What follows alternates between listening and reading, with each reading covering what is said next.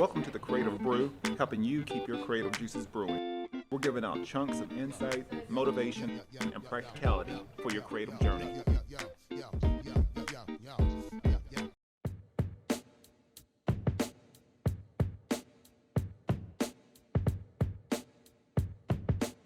If you're a creator, athlete, or entrepreneur, luck can only get you so far. Having the right skill sets are critical in your success. All Skill No Luck makes handcrafted, custom-designed flannel wear, made in the United States and based here right in Oceanside, California. They pride themselves on quality, creativity, and attitude. The perfect brand for the Creative Brew. Use promo code CreativeBrew10 and get 10% off and free shipping within the United States. You can check them out at allskillnoluck.com. My next partner is Elevate Coffee Trading, and if you appreciate specialty coffee, enjoy outdoor adventure, and love helping elevate the lives of children around the world, then you're going to love Elevate Coffee Trading. Their mission is to extract hope through love, coffee, and adventures. There's free shipping in the United States, and every bag of coffee helps sponsor health and education for children in coffee-producing countries and in areas of need in the United States. You can use promo code Elevate21 on your next order, and you can follow their journey on social media at Elevate Coffee Trading. Or you can visit online at elevatecoffeetrading.com, and let's start extracting hope together. And this show is brought to you by Tennessee Grappling Apparel, based out of the Knoxville area. Lifestyle wear for the modern wrestler or grappler. Use the promo code CB10 on your next purchase at TennesseeGrapplingApparel.com. Back with a new episode of the Creative Brew, giving you insights on your creative journey. Today, we have glass mosaic artist, Luz, that's based in Oceanside, California. I met her at a fundraiser event with Studio Ace in Oceanside, California. And so now finally have the privilege of being able to share her story. So without further ado, I'll let Luz sort of take it away. Hi, thank you so much for having me. So my name is Luz Helena, and how I got started with artwork was originally in 2011, is when I began visual artwork. When I was about 12 years old, I started writing poetry, and that was kind of the way that I expressed myself with creativity. And it wasn't until 2011 my grandmother had passed away, and my grandmother was an incredible artist. I remember growing up watching her do everything from ceramics to acrylic painting. She did several oil paints. She did charcoal, and just made everything that she dabbled in look very easy. So when she passed away, I remember trying to sit down and write, and it was the first time that I had gotten writer's block and I didn't know what to do. It was very difficult to not be able to express all the emotions. So I remember sitting down and just all of a sudden out of nowhere, just starting to like draw and paint and work with graphite pencil. And it was really like an artist boot camp for me, kind of just learning how to do all this stuff and not really having any formal art training. And I remember painting with one color, just painting with red. And I had gotten paint on me one night. And I went to take a shower, and when I'm blow drying my hair, I end up breaking the mirror when I put the hair dryer down. And my grandmother, all my life, had been very superstitious about everything. And, so I had in my head that, her voice of, oh gosh, you're going to get 7 years bad luck. And I remember standing at the kitchen table and just like crying my eyes out that my grandmother passed away. And now I've got this broken mirror and just everything. And I had glue on the table, and I remember taking some glue and gluing the broken mirror to the canvas. And in some weird way, I felt like I like made a pact with God that, maybe I can get through this, getting 7 years bad luck and sort of bypass it if I use the broken mirror in a piece of artwork. And that was kind of the beginning and the introduction to becoming a glass mosaic artist. Over the next year, I really learned I just immersed myself in all different kinds of art mediums, really just to feel closer to my grandmother. This wasn't ever about becoming a professional artist or selling anything. It was really just a therapeutic practice for healing and being able to have an outlet for anguish and for grief. And um and working with broken mirrors really helped me over the years too, to kind of develop that like sense of self about working with, the shattered pieces of oneself and then putting it back together and creating something beautiful in the end. And so, that was kind of what initially led me into being a glass mosaic artist. That's a pretty cool origin story. That's wow.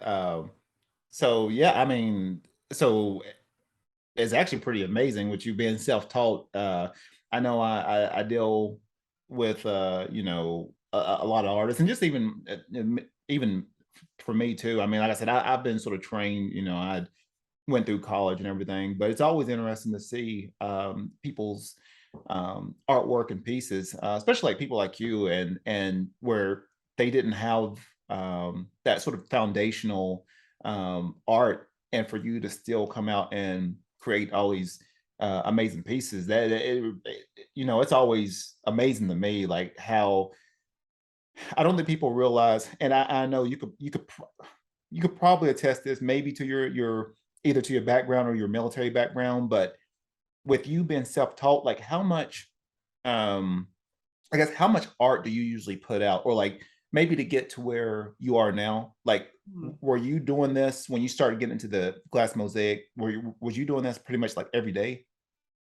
So my grandma passed in January of 2011, and I would say that I spent the good part of that entire year just immersing myself in anything that I could. So I had, and this is one of the reasons I look back and I realize what the benefit of not having formal art training was, is that I didn't have all of these rules in my head about what you should and shouldn't do and how things, you're supposed to start with light colors here and dark colors here. None of those rules existed. So for me, it was really I painted I painted almost every day something, or I would be either painting or drawing. And I think it was in that process that I started to learn, like, ooh, acrylic paint is a lot more forgiving than, say, oil. Oil, I probably have maybe 4 oil paintings that I've done ever. And that was kind of where I stopped and went, okay, I'm going to go back to acrylic because, you can really, I think you become a really good artist, not in what you make, but in learning to cover your mistakes and make them look like they weren't there. So I really feel like the practicing and doing without any rules allowed me to make 100 different mistakes and learn from each one of those in a way that next time, I would approach it different. I learned to really wash your brushes off right after you use the paint. I learned about different canvases, have a different result. I learned, just even in drawing, that charcoal, I remember watching my grandmother and she made it look so easy. And when I picked up charcoal for the first time, it was a lot like oil paint. I was like, I might do a few of these, but I'm going to stick with graphite pencil, which for me was also a lot more forgiving. Um, but I think it was not having all of these rules and using it for a therapeutic reason more so than to be driven by, well, I need to get these pieces knocked out so I can sell them. It was more like, this is all the feelings I have, and this is what it looks like. This is what anguish and grief and things like that. I started to work through those emotions with artwork. Um, and it was I started, let's see, 2011. So by 2012 was when I signed up to do my first art show in San Diego. And it was the first time that I had like actually brought my work to the public. I'd never even thought to do anything like that before. It wasn't to sell, it was just literally to be like, hey world, I think I'm an artist now, like this is what I have. And I brought a lot of my original work, which was mirror adhered on canvas. And it was that kind of got me started with meeting other artists. And by 2014, I was hired at Vista Innovation and Design Academy, which was a middle school in Vista, and they were just opening their doors. And I was very lucky to meet the principal there, Dr. Eric Shigela, because his approach to teaching was based on, they have a model that they use. I'm blanking right now. What is it? The design thinking process. Mhm. And it really is about testing out things and making prototypes and then going back and seeing where you can improve and continuing that process until you achieve what it is you want. And I think that working there as a glass mosaic instructor and having that kind of guidance really helped me to understand, like, it's okay to make mistakes in art. It's okay to completely screw a project up and start over, because guaranteed you're not going to make the same mistakes the second time or third time around. Um, but that was, I think, the experience working at Vita was really what, I was immersed in art every day. I was teaching glass mosaic. I was doing murals all over the school and incorporating glass mosaic pieces into the murals.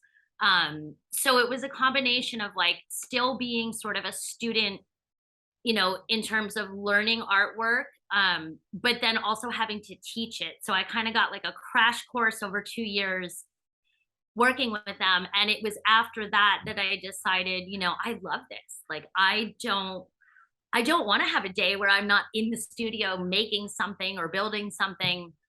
And it was then that I decided to convert my entire garage into a full art studio, build the tables I need to hold the weight of the glass, and just get to creating. And I've been doing it ever since, and I don't think I'll ever stop. Oh wow, that, that's awesome. That's awesome. So you seem like and I come from a just coming from the South. We have a really strong work ethic. Being in sports, being in wrestling. Like I've been used to sort of just being like just self-driven, self-motivated to do a lot of things. Um, I can sort of tell by your work ethic. You have a very interesting sort of hardworking background. Can you attest that? Is that more towards like with your family, with your grandmother that sort of started you off, or maybe towards like your military background? I wasn't sure.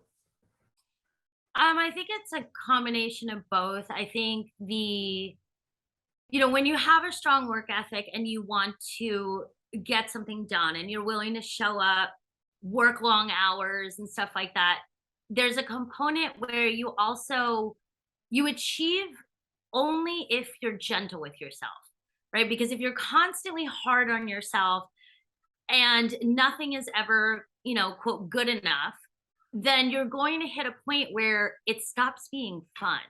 And so I think that, that part I get very much from my grandmother. Like everything we did there was this component of like, you have to still feel the joy. So she would take me to art classes that, where I don't even know that I was paying much attention, but, she'd be sitting there working on a piece of pottery for hours. And what I remember about that experience is that anytime my grandmother was doing art, she was in a moment of joy.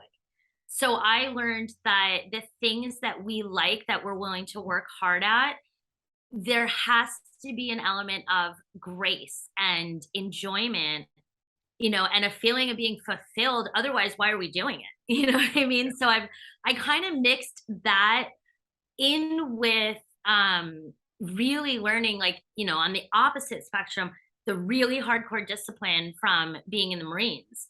And understanding, like, we don't quit. You don't give up just because you mess something up. If I've worked on this mosaic piece I've been doing now I'm doing one of the Mad Hatter. And I remember a day I must have put in 6 or 7 hours of glass work into just one section.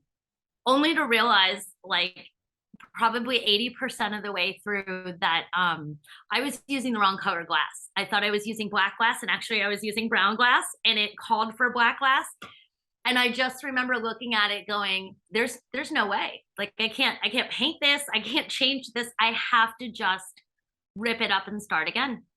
And that sort of discipline to, because I had a choice. I could leave it knowing that it's not going to be in the end the way that I had envisioned, and I would have to change other things, or I can just correct the mistake and move on.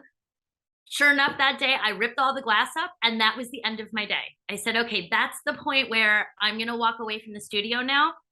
Did all that work, ripped the glass up, but I came back the next day and put it back down. And I think, I think the combination of the hard work and the dedication toward things with the reminding myself, like, if you're not having fun anymore, it's time to like turn the lights off and take a break and then come back when it's enjoyable. I never want this to feel motivated by money, and I never want it to feel like a daunting task that I don't look forward to doing. So if those things start to creep up, those are times in my life where I'll grab my surfboard and I'll spend, maybe 3 days going out surfing and just reminding myself, like, oh yeah, find the joy again, and then bring that back to the art studio. That's great. That's awesome. I mean, that's a lot of great insight for aspiring creators and even for seasoned creators is getting back to the fun of it. Sometimes we get to the point to where we, with me personally, like I'm more into the digital art and design and branding, and so it's one of those where I'm always sort of I enjoy creating. I enjoy it, and that's something I've always done. But at the same time too, I'm always in the back of my mind. I'm like, okay, I'm thinking about X's and O's here. Like, okay, is this, how do I get a client from this? As along with all kinds of other business things.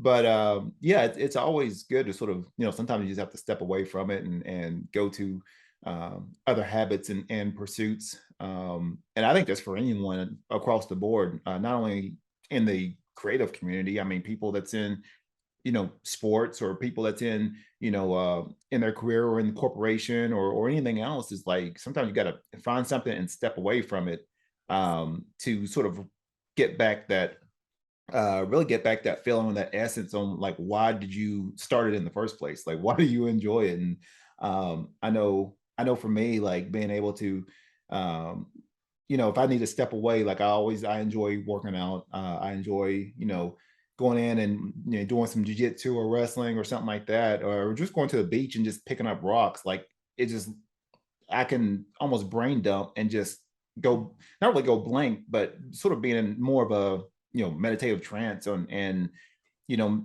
I think for me, usually that's when I get some of the best insights and answers. Just when I'm able to sort of let go, and especially when I'm trying to, I'm so attached to, like, I got to do this or I got to figure out the answer, and sometimes you just have to sort of surrender to it. I guess like the waves, you got to surrender to the waves sometimes. Oh yeah. Um, Oh yeah. It's a um, good reminder. Going yeah, out to the ocean humbles you quite quickly. So yeah, yes, it does. So I know we got a lot of stuff to talk about here. So going to, I know we talked briefly about it. You were in, okay, you're in the military. So now you have a like a recovery project, or like art therapy for military. Can you tell me a little bit about that? sure. So when I was in so when I first off, let me start with we are a full military family. So what that means is my husband also is a Marine Corps veteran. He did 20 years in the infantry and multiple combat deployments. So our kids grew up with the military family lifestyle, moving from base to base. And, unfortunately, having to sort of survive living through two parents who both my husband and I are 100% service connected for disability. And mine was different. I'm not a combat veteran. I went in when I was 17 years old, And I had gone in for I had actually asked to go for my first overseas duty station to Okinawa. And when I got there, and this was back in 1990, I joined in 98 and I was out by 2000. So I dealt with what's called military sexual trauma, sexual harassment, and sexual assault. And unfortunately, at the time when I reported, I was retaliated against and separated from the military as a result of reporting rape. And that is, that was something that was incredibly difficult to wrap my head around because, like I said, I went in when I was 17 and I got out and I was still only 19 years old. Wow. And to come back to the United States, and be told you're no longer a veteran, you're no longer a Marine, you don't qualify for veteran benefits or mental health care. I spent a good part of the next probably 16 years. And I had such severe PTSD that I didn't, and I knew something was wrong, but I could never really pinpoint it. And, my husband and I, kind of both of us were just in that world of like him coming back from combat deployments. And I could see that it was that time in 2012. He had returned from his third combat deployment and I had been still struggling with a lot of issues, and symptoms of PTSD. And when he got back from his third deployment, I remember saying to him, look, I will do the unthinkable. I will go and I will try to get mental health care and I will try to start this claim for disability, and VA compensation. And if you promise me that you will do the same, right? I will go out first and take care of this and try to get some help. And that's what I did. And I had attorneys who took my case pro bono. And after 4 years of litigation, the Department of Defense upgraded my discharge. And I was able at that point in 2016 to not only get service connected, but also to receive mental health care from the VA. And so that was that struggle in itself, it really tests a family. But I'm very grateful that going through that, I had artwork as an outlet. I had surfing, I had artwork, and a lot of the difficulties I had were translated into the artwork. So it was, me working with broken mirrors for so long, and there's a mask behind me that took about a year to create, where I put little individual pieces of broken mirror on this mask. And I think, I look back now and I realize that my internal sense of self was shattered at a fairly young age, in the military. And, I kind of credit like the working with broken glass. I get to take these broken pieces, of glass, but really of myself, and put them together and create something absolutely beautiful out of brokenness. And so over the years of doing that, mixed with therapy, mixed with, meeting with other veterans, I co-founded an organization called Veterans Recovery Project, where we offer support and resources to veterans who've been through military sexual trauma. And our style of how we do this is unique in the sense that we don't trauma bond. So we don't get together weekly on Zoom and share stories about what happened to us.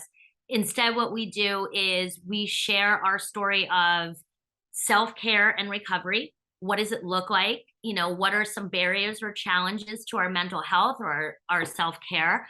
And we get to, share about how are we overcoming those things.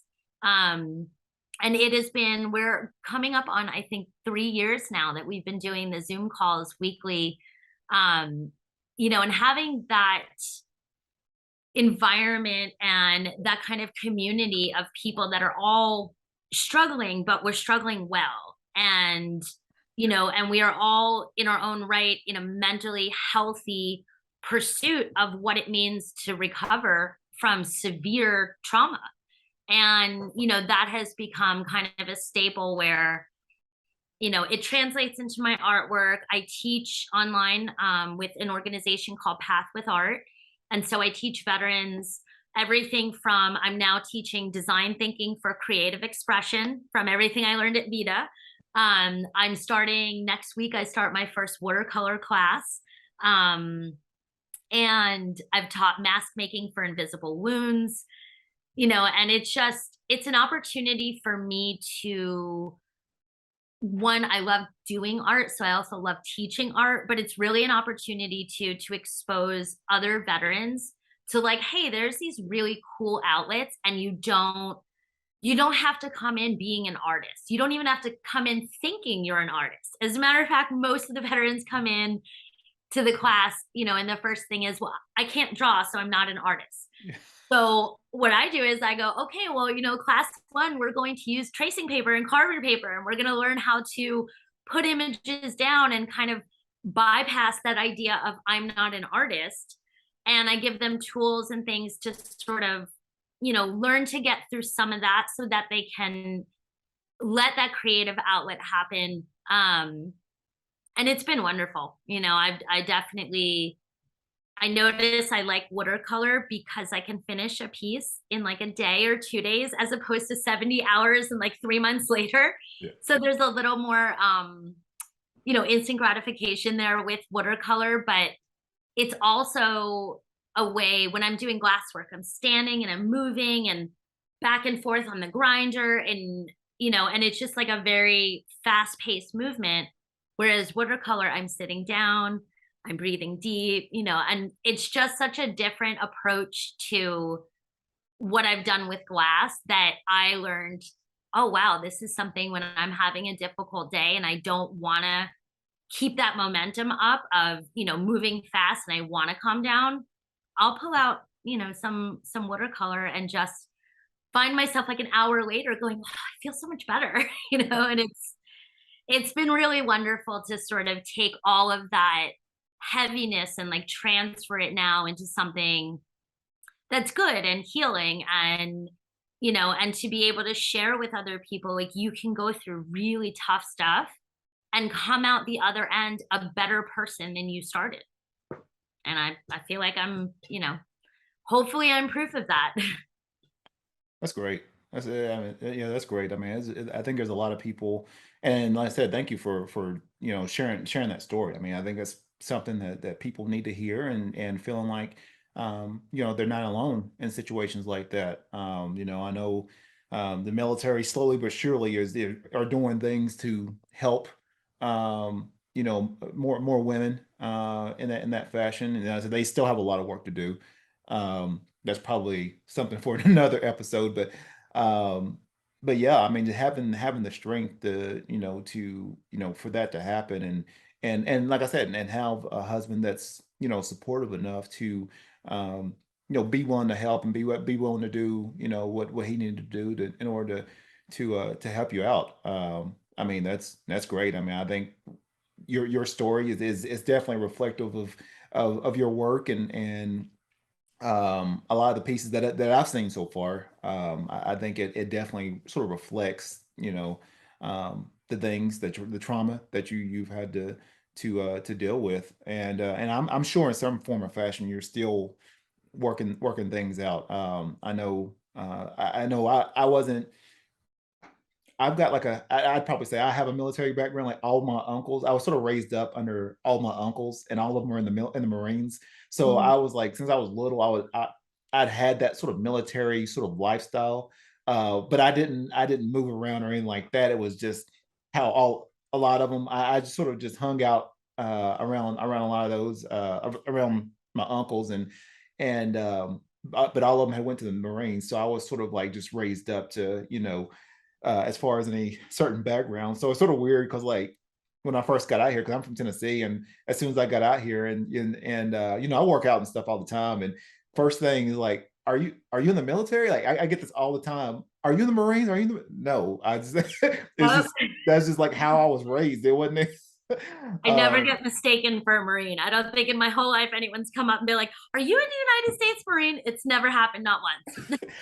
you know what? Funny thing is, I was it was so bad where one time me and my wife we was at a winery, and I think it was it might have been like military service day, or it was something around that. It was something that was going on. Me and my wife was at a winery, and this old timer came up to me, and he's like, "Hey, I want to thank you for your service."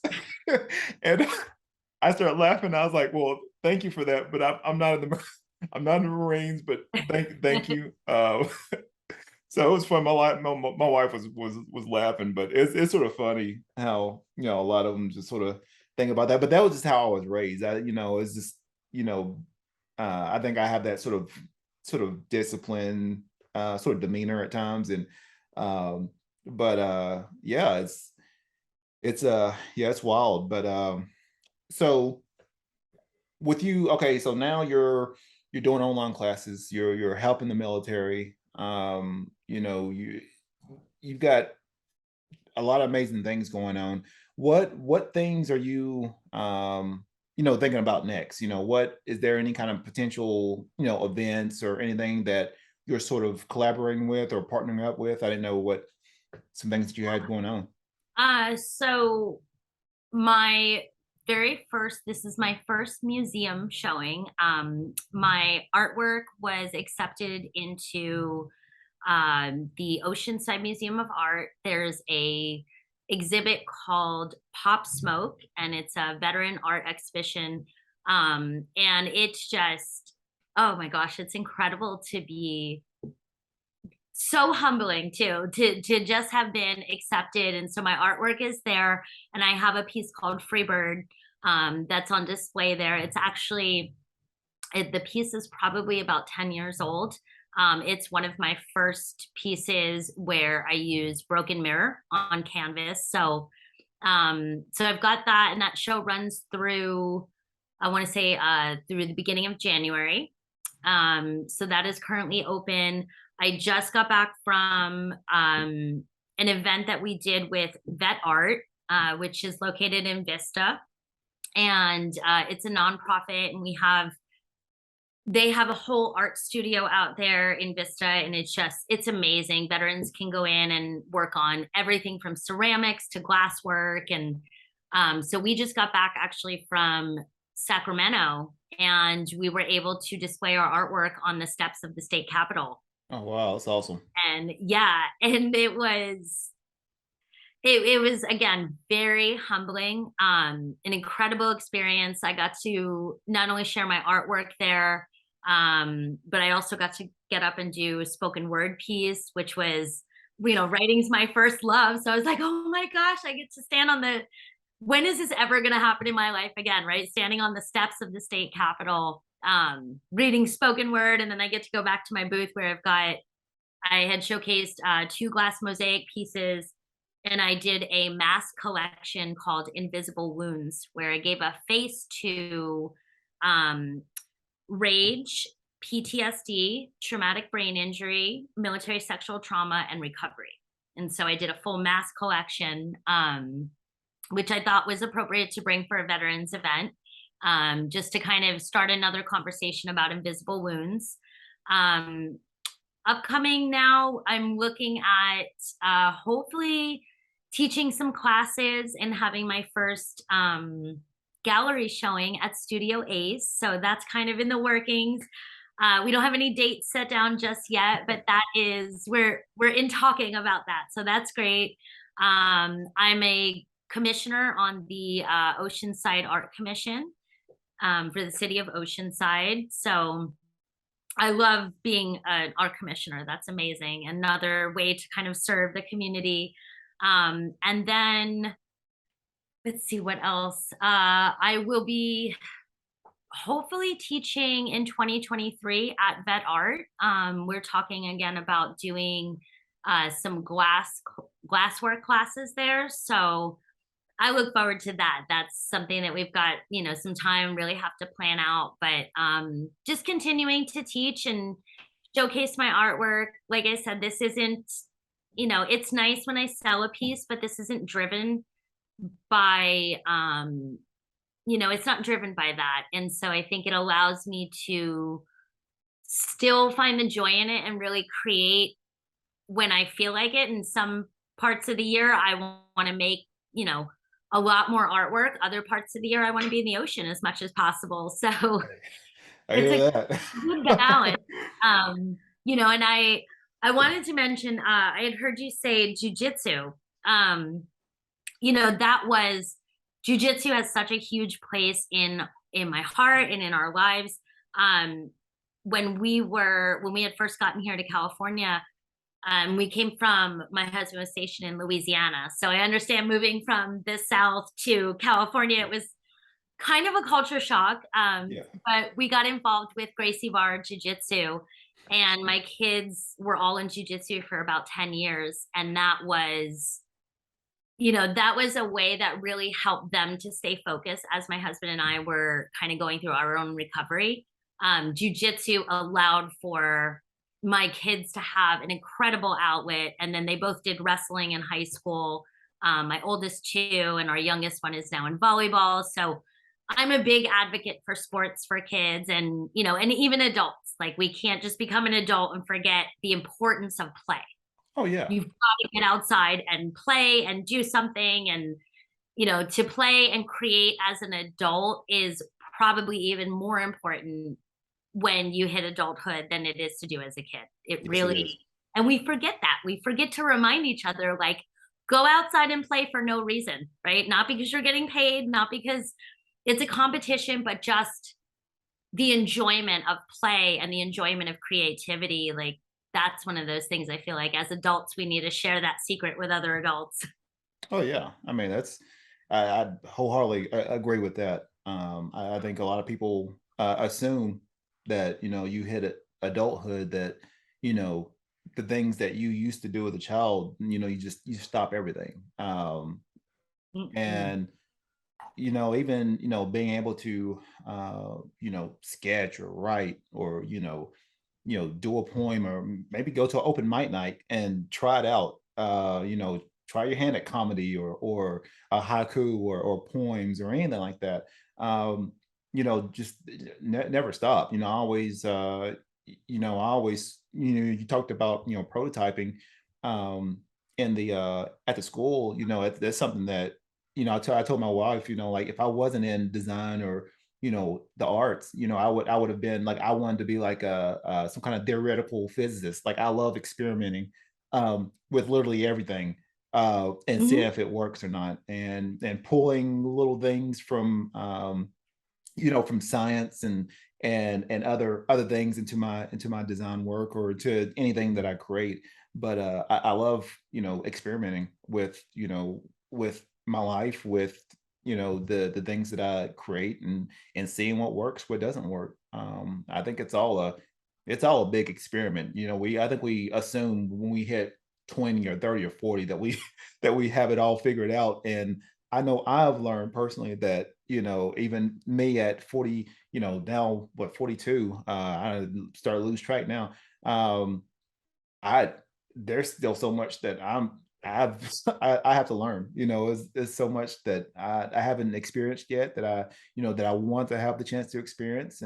Um and you know, I think that's, you know, sort of having that full I think having that full mosaic of life. You know, you when you sit back at the end of your life and you say, wow, you know, all these little messy pieces, all these little things, when you look back at it, it's like, wow, this is beautiful.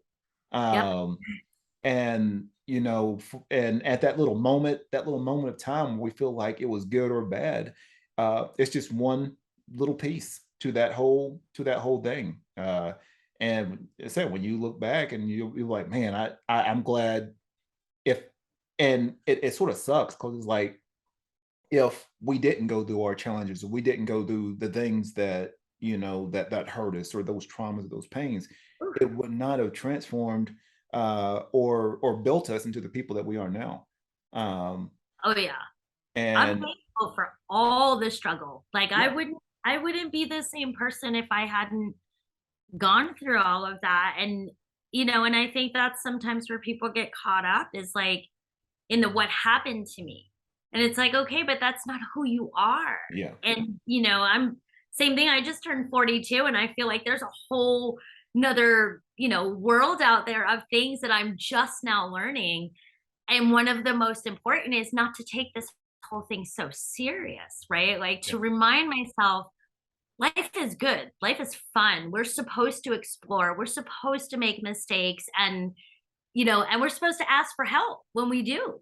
We are supposed to find people that are already on that walk and say, hey, how did you get there? Can you help me avoid, taking the wrong direction for 5 years of my life? And so I think things like this podcast are great because it's an opportunity where, people can be reminded that there's absolute beauty in creativity and it doesn't just exist in the art industry. Yeah. Creativity is everywhere.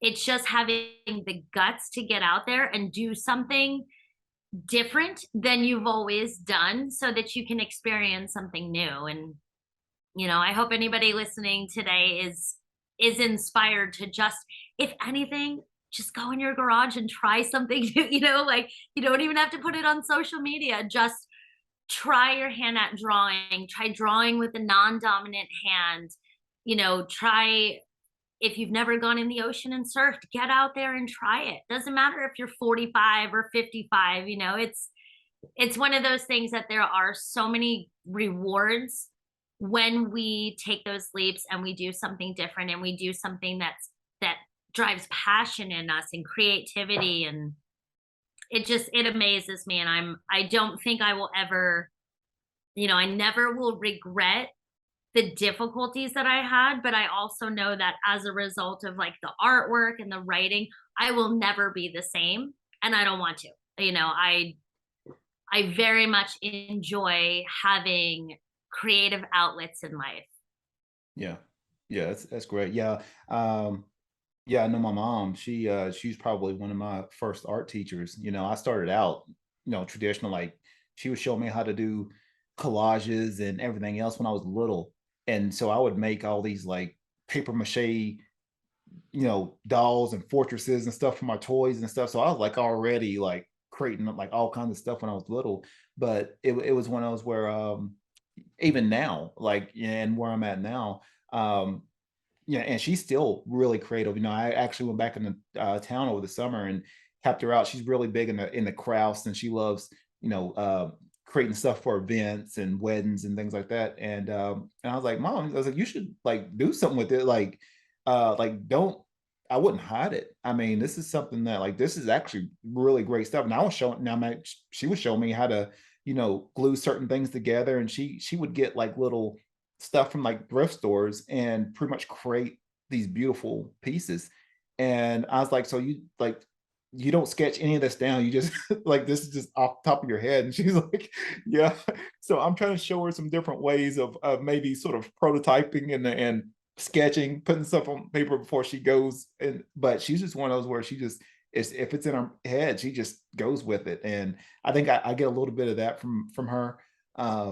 But yeah, definitely sort of urging her to, even at her age, like urging her to like, hey, do this now. I was like, you got a really valuable gift that you could probably, this is something you could be doing. I think people and not to say and I tell a lot of people, I want you to be practical to a point. Like there's obviously, yes, everybody's got things they have to take care of, but if you have something that that sort of that's in you to sort of create and express in some form or fashion, you need to do that before your time is up. And if you don't, and I've told people this before, if you don't, that sort of built up creativity, that creative power, it will turn negative real quick, and it will spill out over the whole facet of your life in some form or fashion, if you don't find a creative way to express it in some form or fashion. So I urge anyone to even 30 minutes out of the day, stop watching Netflix, 30 minutes out of the day, and just, hey, look, just create this. You don't have to show anybody. Just get in the habit of just making stuff. And that's something that that I've been doing since I was little. That's something that, I urge, even with my little grandkids, anytime I get them in, they're always asking me like this, it forces me to be a better storyteller because since they were little, like they would say, hey, tell us a scary story or tell us a story. So I would literally have to make up a story off, just off the fly. Yep.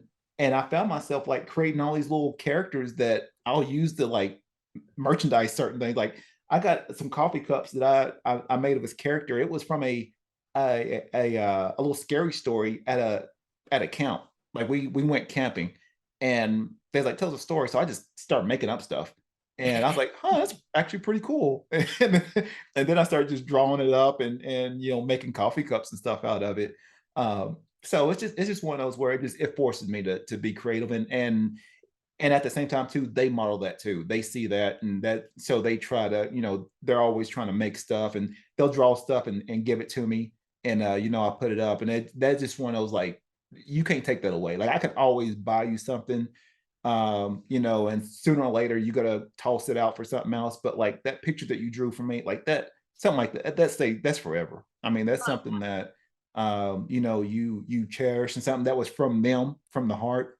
And so that's something that I'm really passionate about. That's something that I would want to share more with people is like figuring out, you don't have to figure out your gift, but figure out, and I think that's gonna be a lifelong thing, but use I really feel like everybody has little breadcrumbs, like little things that probably, God, the universe has been sort of urging you on into a certain direction. And for whatever reason, you go a different direction. And until you circle back around and like, okay, let me just work with this and see what happens. Um, I think sometimes we just have to surrender to it. We like, okay, what we've done so far has not worked. Right. Let's just Right. surrender for a minute. Let's just let it go and let's see what happens. And It's answering the call, yeah. answering that call, because that phone will keep ringing.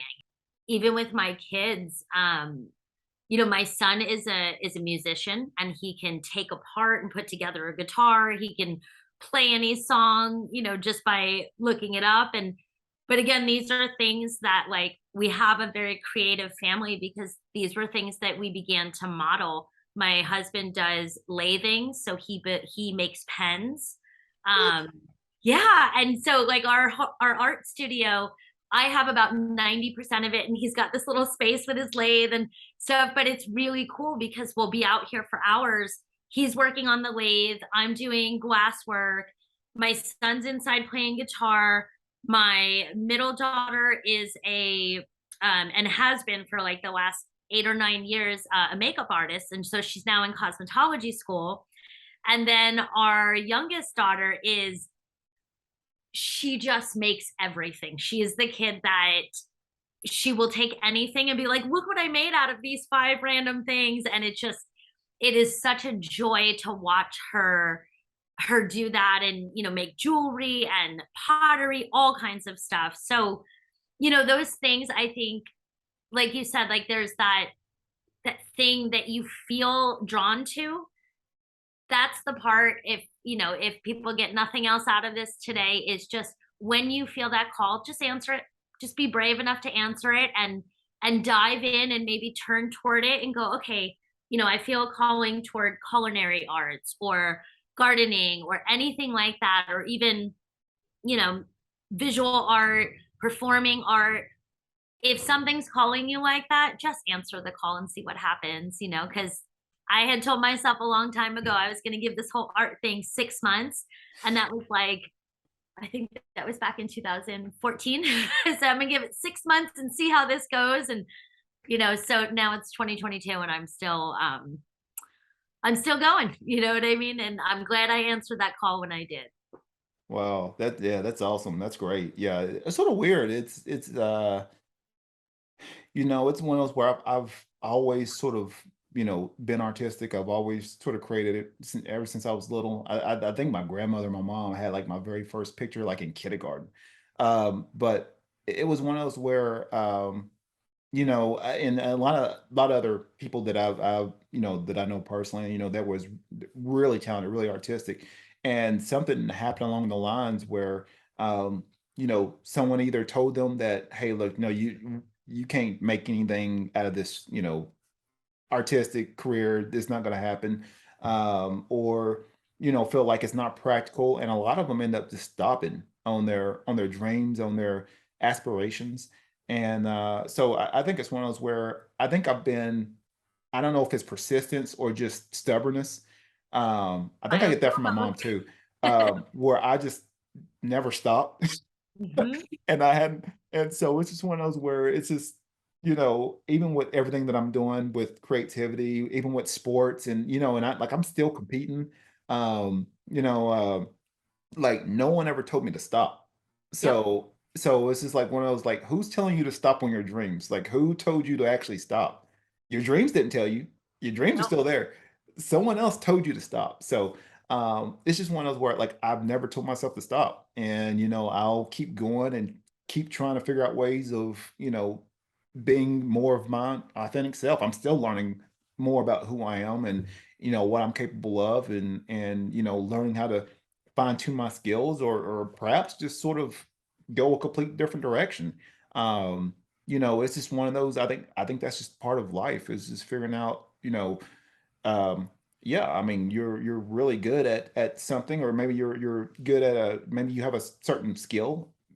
Heck, try your hand at something else and see where that path goes. I mean, if it circles you back around to where where you've been at, and so be it. But if it takes you off into some kind of incredible journey, that is life. That's something that, not a lot of people get to experience is like, what if I do go after this?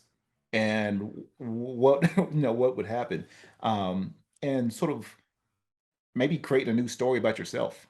And I think along the way, um, being able to heal a lot of the bad things that you used to share with that old story, and some of the people that used to be attached to you, they leave because this is a new story. This is a new book, a new chapter, and at the same time, that's going to come along with new people to experience with, people that's along your journey for that time being. But I think it's all like I said. That's the creative journey. I think that's what what it is. And I think that's something that I think really feel like everyone should be able to experience that, and not a lot of people get the privilege to do that. I am seeing it right now, and I think it really warms my heart, knowing that despite the things that you had to deal with, you're still up and you're still standing, and you're healing. Oh, And then that's something that not a lot of people come back from. What is a creative tip or tips for our audience? the best creative tip that I could give somebody would be extinguish all rules, right? When you are in that moment of creativity, allow all those feelings and thoughts to happen and then set them aside and get to work, because it's in that moment that those things will, more times than not, become the barrier between expressing oneself and being afraid to, because there's rules or there's preconceived notions about the way things should or shouldn't be done. And I would say just put all that to the side for the sake of doing and creating what you feel and see what comes from that. And I think that that for me has been, this idea of just existing in the art world without rules is amazing. And and take, if you want to take classes once you've experienced that. I'm, as an artist, I'm a lifelong learner now of art, and I take watercolor classes. But I still approach, there's days where, okay, I know some of the rules now, and I still throw them out the window for the sake of, yeah, but I want to do this. And so I think that it's good on one hand to gain instruction if you need that and you like that kind of support, and you want to learn a new skill. But ultimately, when it comes down to it, it's okay to put all those rules aside. That's That great. would be my Great tip. Great tip. And words of wisdom, before we sign off, what are some words of wisdom that will resonate with someone's spirit and their heart? Maybe when they listen to this soon, or maybe a year from now. What are those words of wisdom for our audience? I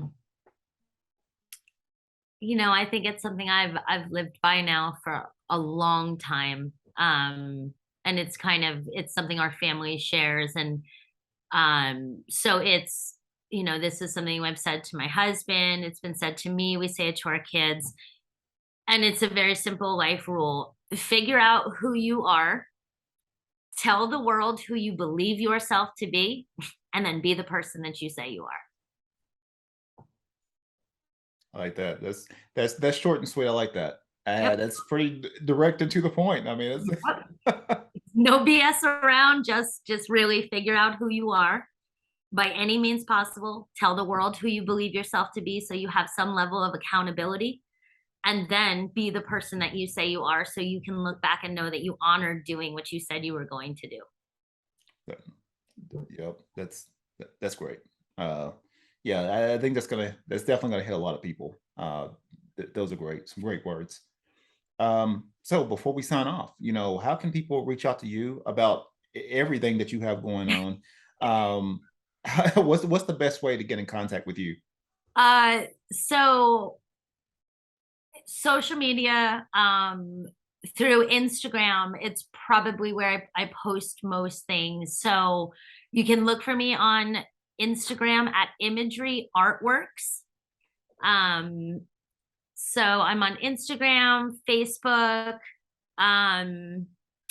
let's see. And then I have a personal Instagram page, and I put a whole bunch of random stuff on there, but that one is, Luz Helena Thompson. And let's see. Then if you're looking for more information for Veterans Recovery Project, you can go to veteransrecoveryproject.org. And for more information about my artwork, to order prints, to sign up for classes, you can check out my website, which is imageryartworks.com. And yeah, if you live in Oceanside, hope to see you around Oceanside sometime, out maybe at the beach. Oh, that's great. That's great. And like I said, I'll put all this information in the show notes for people to get in touch with you too as well. So hey, once again, hey, this has been a great episode with me, with Luz, and yeah, I hopefully when you listen to this, like I said, the video portion of this will be on my YouTube page. This podcast will be available on SoundCloud, Spotify, Apple Podcast, heliumradio.com, which is my radio partner. And yeah, I mean, if you get a chance to check this out, please let me know what you think. A lot of knowledge bombs dropped in this episode. And like I said, Luz, I wish you future success. I know you're going to do great. You work too hard not to. So like I said, I know I'm always expecting, great things from you, and I'll be on the lookout too for everything that's going on with everything that you have going on. So yeah. Also too, if you want to support this show, different ways of doing this, you can go to www.buymeacoffee.com/The Creative Brew, and for the price of a cup of coffee, you can support this episode as well as future episodes. So I've got a lot of ideals as far as some things that I want to do going into 2023. But like I said, supporters like you, people that listen, that comment on the show, like I said, you're the lifeblood of the show. So if you want to check it out, go to www.buymeacoffee.com/The Creative Brew and check it out, support the show. So once again, this has been another great episode. Be creative, stay inspired. Thanks. Thank you. To give you ups and downs, all the wins and the outs and the smiles and frowns. They will tell you, settle down, stay on the ground. But no, I won't take it. No, we won't take it.